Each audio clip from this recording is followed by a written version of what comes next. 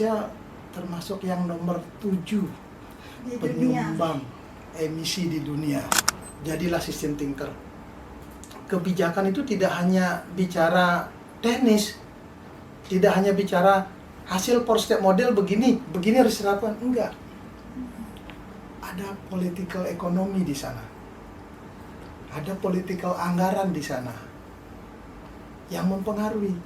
Sehingga kalian juga perlu insight-insight, oh bagaimana sih pola perencanaan penganggaran, bagaimana sih kebutuhan di ketersediaan fiskal di negara kita secara politik, gimana sih nuansa politik, itu juga kalian perlu paham.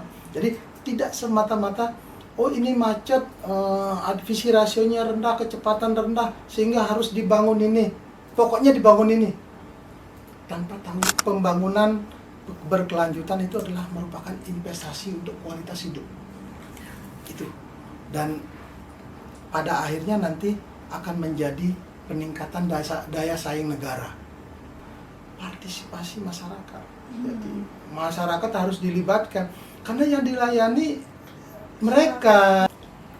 Halo Sobat STTD, kembali lagi di podcast kami PTDI STTD Talk Show.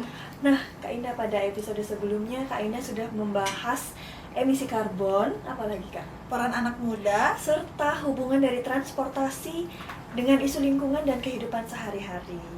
Nah, pada episode ini bersama saya Taruni Nindya Ade Ayuna Fira Islandari dengan notar 2301008 asal Provinsi Bali, dan rekan saya Taruni Nindya Indah Sapitri, notar 2301131 asal Pontianak, Kalimantan Barat. Nah, di episode ketiga ini kita akan naik level ke yang lebih luas. Kita akan melihat transportasi berkelanjutan dari segi sistem dan regulasinya. Karena perubahan transportasi itu tidak bisa dilakukan oleh diri sendiri, tapi butuh dukungan dari sistem, regulasi, kelembagaan, perencanaan, hingga implementasi yang kuat. Betul banget. Dan pada episode ini kita akan kedatangan dosen senior dari kampus PTDI STTD, yaitu Bapak Dr. Imade Suwartika ATD MNSC, di mana beliau itu merupakan dosen perencanaan dan kebijakan transportasi yang memiliki pengalaman yang luar biasa nih Kak Indah, baik di bidang transportasi ini di tingkat nasional hingga internasional.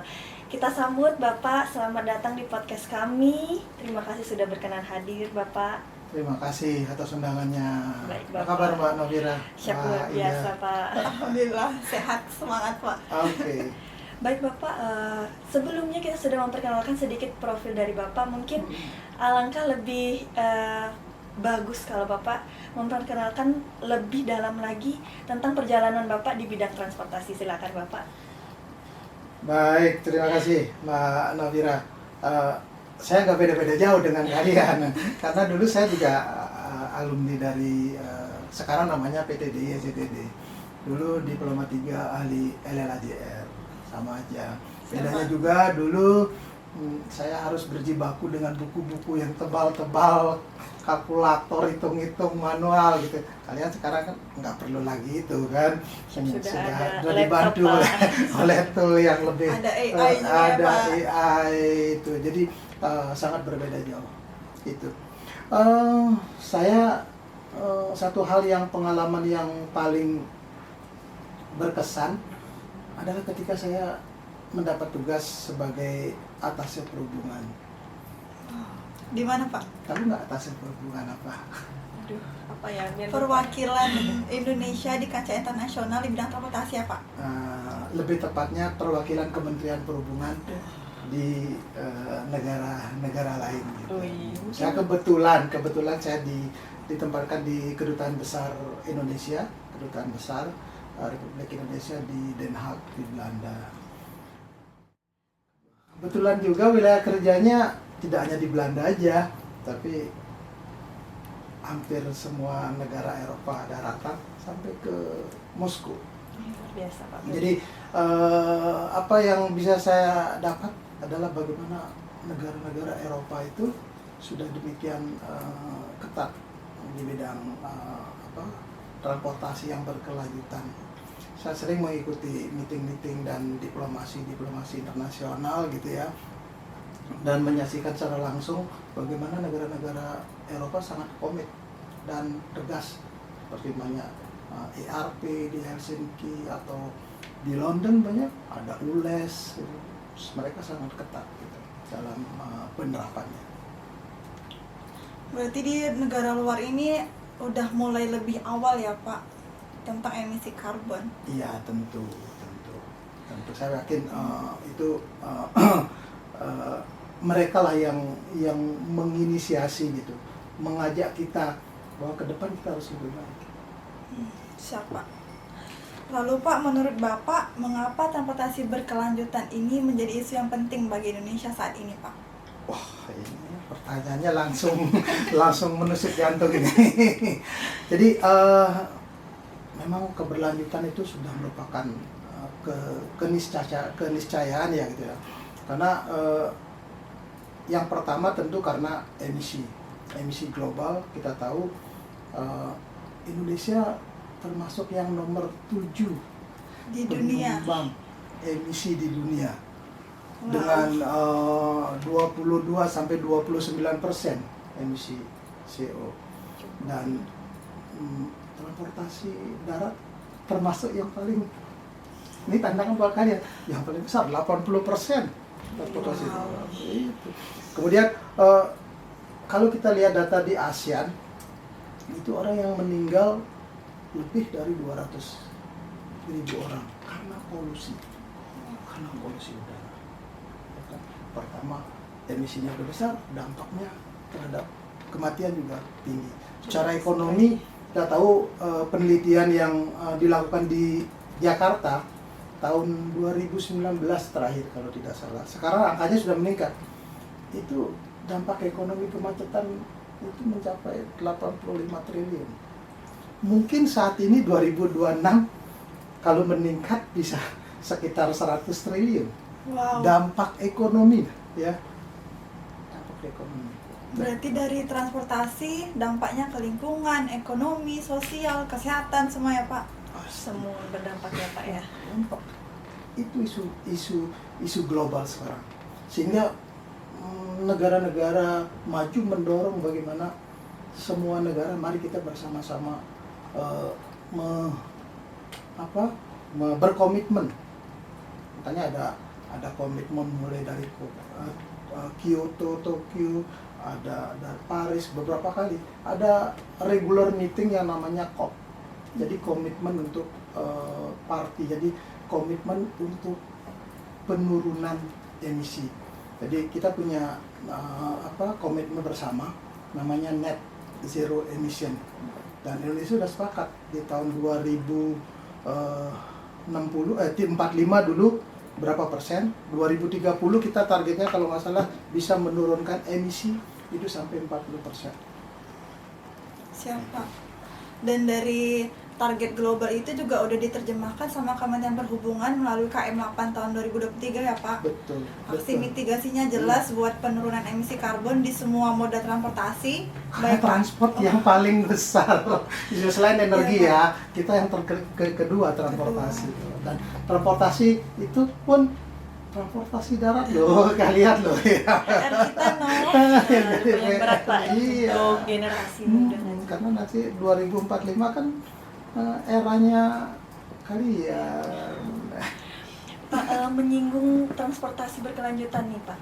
Di mana Bapak kan sudah ada pengalaman di luar negeri juga nih Pak. Bagaimana menurut Bapak perbedaan mindset cara berpikir di Indonesia dengan di negara lain nih Pak? Mengingat angka yang tinggi tadi tentu menjadi tugas kita nantinya untuk menurunkannya nih Pak. Semakin berat ini pertanyaannya. Semakin berat. Satu mindset yang mungkin dapat saya tangkap adalah bahwa di sana investasi pembangunan berkelanjutan itu adalah merupakan investasi untuk kualitas hidup. Gitu. Dan pada akhirnya nanti akan menjadi peningkatan daya saing negara. Jadi dengan biaya yang besar untuk ERP atau transportasi publik yang ramah lingkungan, infrastruktur untuk pejalan kaki, transportasi aktif, itu mereka anggap sebagai investasi untuk kualitas hidup yang lebih baik, dan akan pada akhirnya akan menjadi daya saing negara dengan negara lain. Nah, ini di samping itu juga adalah di berbagai negara itu kelembagaannya sudah lebih tidak terfragmentasi lah seperti di kita. Contoh namanya kalau di Belanda kementeriannya bukan Kementerian Transportasi, tapi Kementerian Infrastruktur dan Pengairan. Lebih khusus ya Pak. Sudah beberapa itu jadi satu. Dibandingkan kalau di kita kan Kementerian Transportasi sendiri, Kementerian Energi sendiri, tata ruang, tata guna lahan tersendiri dan seterusnya gitu. Jepang, Korea kan land, infrastruktur dan transport. Jadi dalam satu wadah. Ini kelembagaan juga mempengaruhi. Gitu. Saya kira itu. Berarti komunikasinya udah jadi satu, aksinya juga jadi satu ya Pak. Sudah menyatu lah gitu. Jadi satu perintah di dalam satu kementerian. Itu lebih. Kalau fenomena di Indonesia, daerahnya butuh pendampingan karena masih kurangnya SDM atau dana. Betul. Tapi malah pusatnya juga masih terkotak-kotakan gitu ya Pak. Ya, kurang lebih gitu. Mungkin ini bisa jadi di samping isu mindset target juga adalah kelembagaan juga menjadi isu. Saya kira gitu. Siap Pak. Tapi dari segi pemerintah sudah banyak upaya yang dilakukan ya Pak. Salah satunya pengadaan angkutan umum massal di 10 kota metropolitan di Indonesia. Dan semoga harapannya bisa diimplementasikan di kota-kota lain ya Pak. Iya, kita tahu di Jabodetabek kan sudah sedemikian signifikan apa yang dilakukan, tidak hanya dengan pemerintah sendiri, tapi pemerintah bersama-sama dengan swasta, antara pemerintah pusat, pemerintah daerah. Di Jabodetabek kan ada pemerintah pusat, ada DKI Jakarta, ada Bekasi Kabupaten, dan ada 3 provinsi malah kan. Ini sudah bersama-sama, sudah bagus. Tinggal bagaimana ini bisa ditularkan ke daerah-daerah lain. Siapa? Lalu Pak, mengenai keadaan di luar negeri dan Indonesia tadi, apa benchmark terbaik buat Indonesia dengan tetap mempertahankan karakteristik yang ada di Indonesia ini Pak, dalam upaya menurunkan emisi karbon Pak? Jadi kita perlu melihat juga apa yang dilakukan oleh negara lain gitu ya. Kita melakukan apa yang namanya ATM. ATM apa itu Pak? Kalian nggak tahu ATM? Yang saya tahu ATM untuk bayar Pak. Sama juga, sama. Ini juga untuk bayar, tapi artinya dalam konteks keberlanjutan, dalam konteks kita melakukan transformasi, ambil, tiru, modifikasi. ATM, ambil, tiru, modifikasi. Jadi kita tidak bisa semata-mata mengadopsi. Jadi apa yang dilakukan sana langsung kita ambil, terapkan di kita, nggak bisa. Banyak aspek yang harus kita adjustment atau sesuaikan gitu ya. Ya banyak budaya, sosial, politik, macam-macam lah gitu. Politik sosbud itu perlu dipertimbangkan dulu, sehingga ambil dulu, tiru, modifikasi untuk kita terapkan. Contohnya udah ada, MRT kan gitu, tidak sama ada MRT di negara lain, enggak, dengan kita beda gitu. Berarti modifikasi yang dimaksud itu disesuaikan dengan kebiasaan masyarakat Indonesia juga Pak? Ya, sosial, budaya, ya politik, ekonomi termasuk disesuaikan gitu. Nah, kita beberapa negara yang mungkin kita bisa dekat lah gitu untuk ditiru, China umpamanya. Tahun 2014 saya pernah diajak lah waktu di perhubungan darat ke China, ke satu kota Shenzhen. Nah, pada saat itu di Shenzhen satu kotanya sudah taksinya adalah BYD. Jadi BYD itu pabriknya ada di Shenzhen. Maaf ya, saya sudah ke sana. Saya sudah ke sana. Dan di tahun 2019 angkutan kotanya, bisnya semua sudah mereka menggunakan listrik Pak. bis listrik. Dan tahun 2014 bis listrik salah satunya yang prototipenya saya sudah ikut naik di pabriknya, keliling pabriknya BYD di Shenzhen. Itu di yang di Cina ini bisa artinya mulai dari satu kota dulu pilot project itu yang bisa diperluas kan, sambil pilot kita bisa melakukan evaluasi. Contoh banyak lagi yang lainnya, kita punya bajai kan. Iya Pak. Bajai itu dari India. Nah, India sudah memodifikasi bajainya menjadi bajai atau rickshaw lah namanya dia. Jadi bajai yang teng selain polusi suara, dia juga kan polusi udara juga. Nah, itu sudah menggunakan listrik. Nah, di Jakarta sudah juga mencoba itu.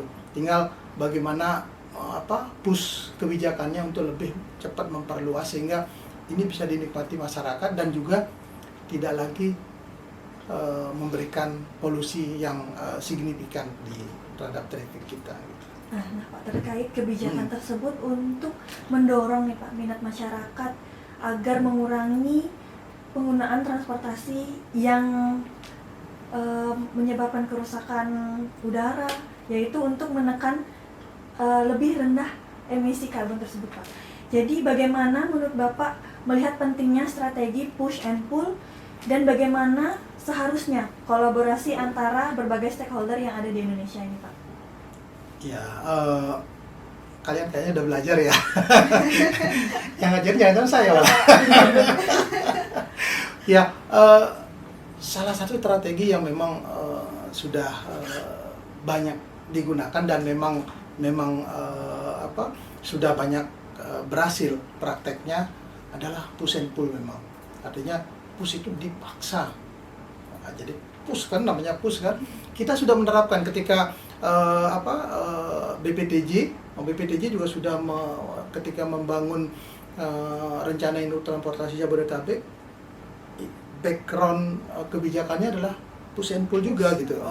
Jadi contoh ganjil genap, ya kan, kita ganjil genapnya sudah lebih luas daripada dulu kan, mulainya dari hanya Sudirman Tamrin di Jakarta, kemudian diperluas PP Pramuka dan seterusnya sampai Cawang itu salah satu gitu. Kemudian kalau push sebenarnya pullnya sekarang apa? Harus menggunakan angkutan umum, sediakan angkutan umum. Jadi angkutan umumnya gimana? Ya yang kita harus tahu user preference ya Pak Indah. Kita belajar user preference kan, user preference dan expectation. Jadi setiap kita akan merencanakan angkutan umum, ya kita harus tanya dulu lah si penggunanya maunya apa gitu kan. Jadi user apa oriented ya Pak? Iya. Bukan project oriented, bukan gitu maksudnya. Tapi ya user oriented gitu. Pemerintah harus membangun MRT, LRT tapi berbasis kebutuhan dari yang akan dilayani gitu. Berarti bisa disimpulkan bahwa aturan atau kesediaan dari pemerintah itu diusahakan untuk sesuai dengan kebutuhan dari masyarakat. Ya, jadi dalam menetapkan kebijakan itu tidak bisa hanya seperti yang lama-lama lagi gitu. Jadi top down. Jadi harus ada integrasi lah, atau harus ada kolaborasi yang antara top dengan down gitu ya. Pemerintah punya program begini, masyarakat inginnya yang sesuai nggak, disesuaikan. Dan secara ini harus antar kementerian harus sinkron, antar pemerintah pusat daerah itu juga harus sinkron, antar swasta juga harus sinkron dan harus. Nah sekarang kalau kita lihat di dasar perencanaan pembangunan kita, termasuk pembangunan transportasi, adalah partisipasi masyarakat. Jadi masyarakat harus dilibatkan karena yang dilayani mereka gitu. Jadi tidak semata-mata pokoknya bangun, tapi nggak dibutuhkan jadi mubasir.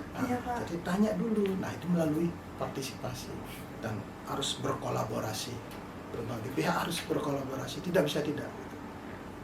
seperti yang Bapak pernah bilang di kelas loh, jangan prinsip pokoknya, tapi base data ya Pak. Siap Pak. Evidence ya. Terus nih Pak, kita kan udah banyak belajar teori-teori perencanaan tuh di kelas mendalam ya Pak, secara teknis.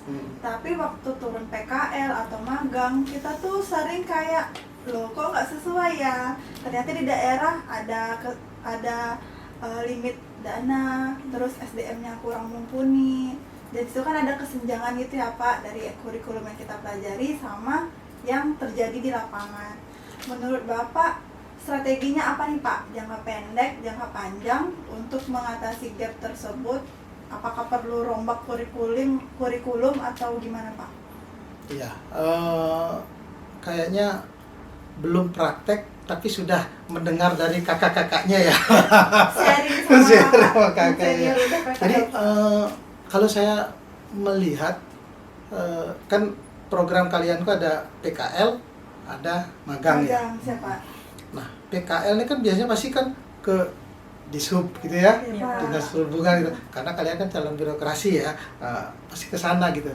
Tapi menurut saya mungkin ada perlu sedikit shifting, jangan dirubah saja sedikit. Tetap mungkin itu, tapi mungkin juga perlu magang-magang ke instansi yang sedikit lain. Contoh umpamanya Bapeda, mungkin DPRD gitu. Apakah ini PKL-nya atau mungkin magangnya gitu. Kenapa saya pikir bahwa kebijakan itu tidak hanya bicara teknis, tidak hanya bicara hasil per step model begini harus dilakukan, enggak. Ada political economy di sana. Ada political anggaran di sana yang mempengaruhi. Sehingga kalian juga perlu insight-insight, bagaimana sih pola perencanaan penganggaran, bagaimana sih kebutuhan ketersediaan fiskal di negara kita secara politik, gimana sih nuansa politik, itu juga kalian perlu paham.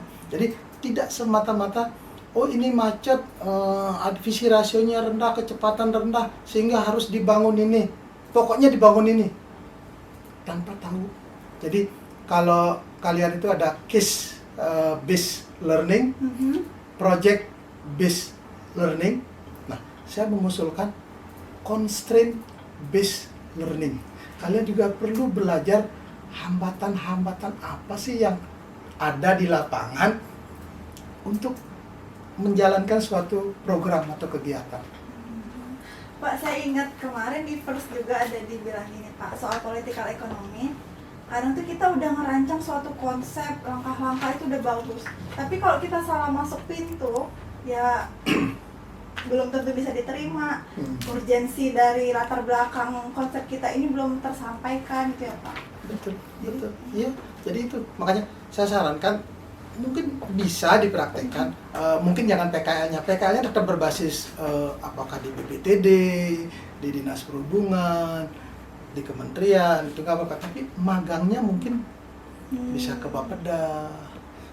DPRD penting loh, di sekretariat DPRD kita bisa belajar bagaimana sih memutuskan sesuatu yang sifatnya teknis. Kalian bisa belajar, sehingga yang bisa kalian pelajari dan belum pernah dipelajari constraint based learning. Kalau case based learning udah praktek kan, project based learning sudah. Constraint based learning itu penting. Karena sebagai birokrat ya, kalau yang mungkin ada teman kalian yang non polbit atau bukan ikatan dinas, ya mungkin dia perlu belajarnya ke perusahaan, sehingga dinamika di perusahaan dia tahu. Kayak PT KAI, TJ gitu ya Pak. TJ, termasuk industri Logistik, otomotif, logistik. Siap, Itu kira-kira.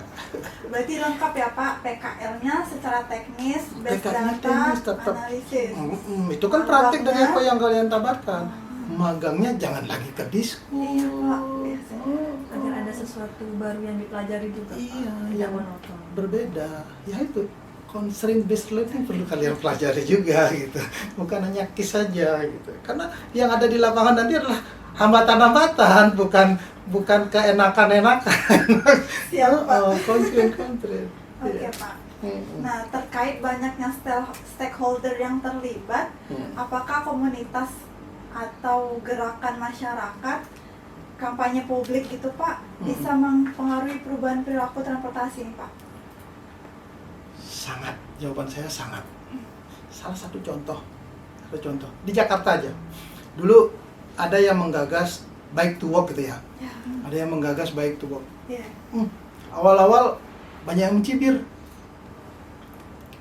Tapi sekarang diakomodir oleh MRT, diakomodir oleh Transjakarta.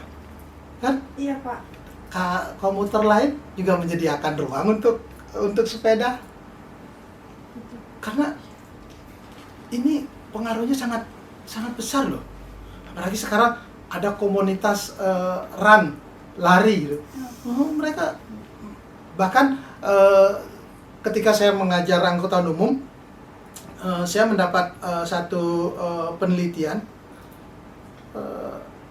user preference yang tidak biasa. Biasanya kan user preference kenyamanan gitu kan, keamanan gitu. Yang terakhir ini wifi gitu kan. Ada satu lagi. Apa itu Pak? Tempat duduk untuk komunitas. Oh. Jadi ruang gitu Pak. Tempat duduknya tidak semua harus ngadep ke depan, nanti berhadapan sehingga mereka bisa komunitas tidak harus komunitas baik ya gitu ya. Maunya lansia, loh mereka kan perlu berkomunikasi banyak gitu. Jadi dia dalam satu meja yang tempat duduk yang bersama-sama. Jadi nggak pandat-pandatan begini gitu loh. Itu salah satu penelitian. Itu user preference juga gitu. Jadi yang seperti itu gitu loh, yang perlu dibutuhkan ke depannya gitu, saya kira.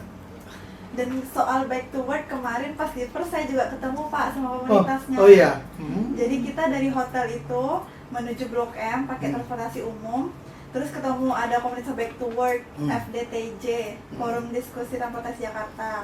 Terus ada juga Koalisi Pejalan Kaki sama Extinction Rebellion Indonesia Pak. Jadi sharing gitu Pak sama komunitas itu. Dan kalian bisa menjadi inisiator loh untuk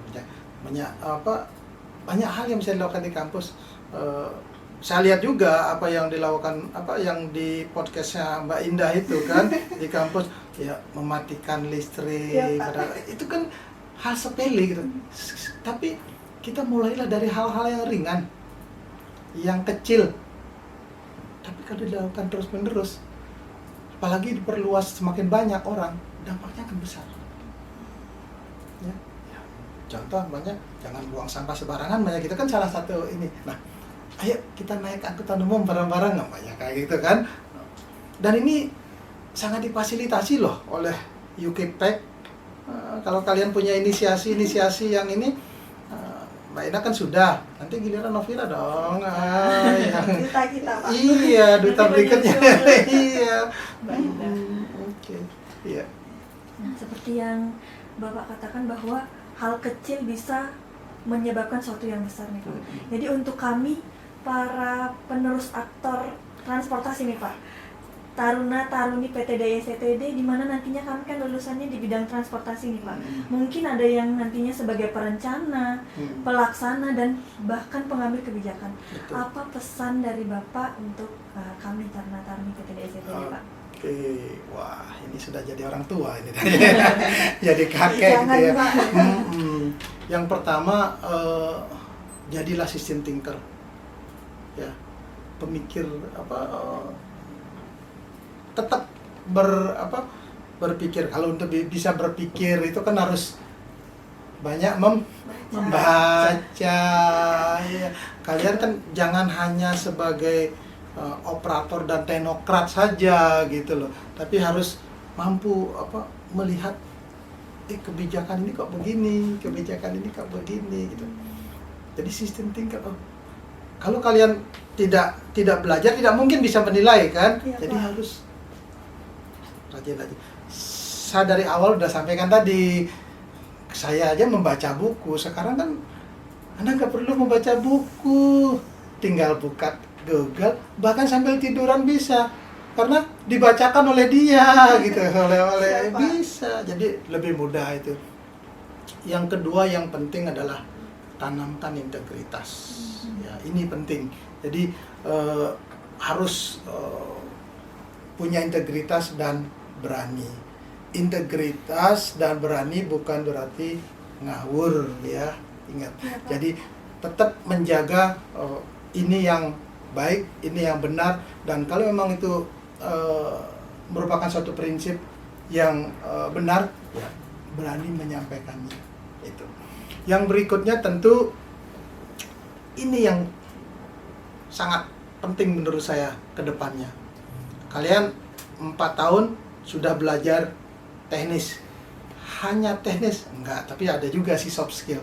Tapi kurang menurut saya soft skillnya. Jadi saya merasakan sendiri ketika jadi adhub, saya punya kemampuan untuk berdiplomasi. Jadi apa artinya diplomasi? Memaksa seseorang mengikuti keinginan kita tanpa dia merasa. Itulah kira-kira secara pesan saya sebagai orang tua, yang juga yang lulusan lulusan sini. Mungkin karena bapaknya juga dosen senior nih di kampus PTD STTD, Alumni juga. alumni juga Pak, jadi sudah tahu dari A sampai Z nih kita nanti belajar di sini, skripsianya, tips and triknya, magang dan PKL, bahkan sampai pesan dan pesan nantinya saat kita bisa menerapkan di dunia transportasinya. Wow, luar biasa Pak. Terima kasih Pak, insight Sama-sama. dan masukan yang luar biasa dari Bapak. Terima kasih juga di tengah kepadatan Bapak menjadi dosen pembimbing, penguji, Bapak berkenan hadir untuk sharing tentang transportasi juga kepada Sobat STT.